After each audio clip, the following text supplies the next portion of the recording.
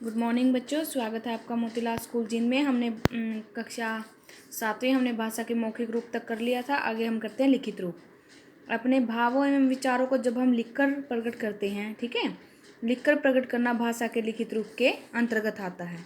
यह मौखिक भाषा के बाद विकसित हुआ, ठीक है। सबसे पहले मौखिक भाषा आई, फिर उसका विकसित रूप यानी कि क्या हो आया, मौखिक भाषा, लिखित भाषा। जब मानव का काम मौखिक भाषा मात्र से चलना मुश्किल हो गया तो क्या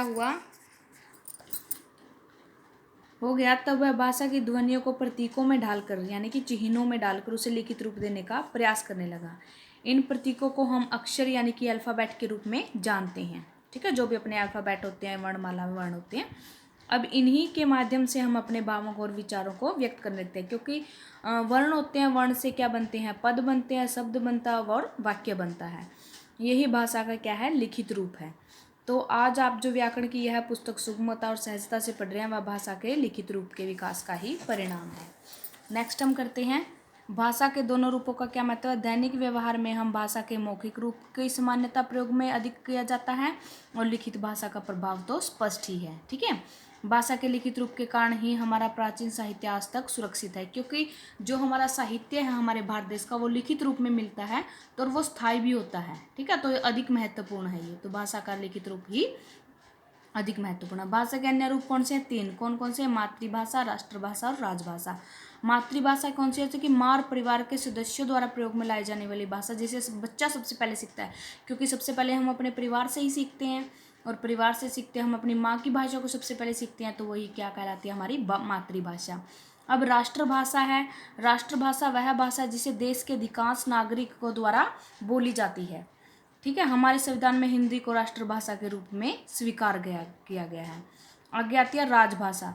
राजभाषा का प्रयोग सरकारी कामकाज में होता है, ठीक है। 14 सितंबर 1949 को संविधान में हिंदी को राजभाषा के रूप में मान्यता दी गई, ठीक है। पर अंग्रेजी को सहभाषा के रूप में जारी रखा गया। समझ में आया? हिंदी दिवस भी कब मनाया जाता है? 14 सितंबर को ही मनाया जाता है। तो इस वजह से 14 सितंबर 1949 को संविधान में हिंदी को राजभाषा के रूप में मान्यता दी गई और राष्ट्रभाषा भी हमारी क्या है, हिंदी है। आगे संकेत भाषा कि आपने इस अध्याय में शुरू में कुछ चित्र देखे थे जो संकेतों के माध्यम से, जैसे ट्रेन सिग्नल देख के ही रुक जाती है, रेड सिग्नल देख के।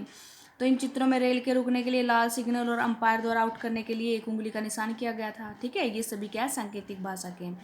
तो रोगी वाहन के रूप में कुछ विशेष निशान, जैसे ये एम्बुलेंस होती है हमारी, ठीक है, ये साइन होता है ना उसके ऊपर, एरो इस टाइप्स की होती है वो, ठीक है। तो उससे हमें संकेत से पता चल जाता है कि ये क्या है, रोगी वाहन यानी कि एम्बुलेंस है, जिसे हम सांकेतिक भाषा में समझते हैं।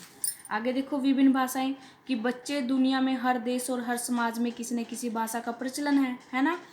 तो विश्व में प्रचलित कुछ भाषाएं भी है। और कौन कौन सी भाषाएं? अंग्रेजी, जर्मन, फ्रेंच, हिंदी, चीनी, स्पेनिश, अरबी, फारसी, उर्दू, पश्तो आदि बहुत सारी भाषाएं हैं।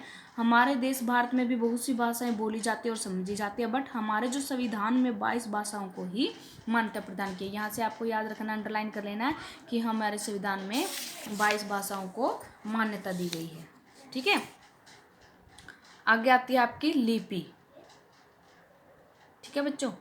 लिपि के बारे में हम नेक्स्ट वीडियो में पढ़ेंगे। अभी आपने इतना अच्छे से रीड करना है। और इनमें यहाँ देखो, इसमें हिंदी को राजभाषा का दर्जा दिया गया है। राजभाषा में सरकारी कार्य संपन्न किए जाते हैं, जितने भी सरकारी राजकाज होते हैं हमारे, ठीक है, वो संपन्न किए जाते हैं। ओके बच्चों, थैंक यू।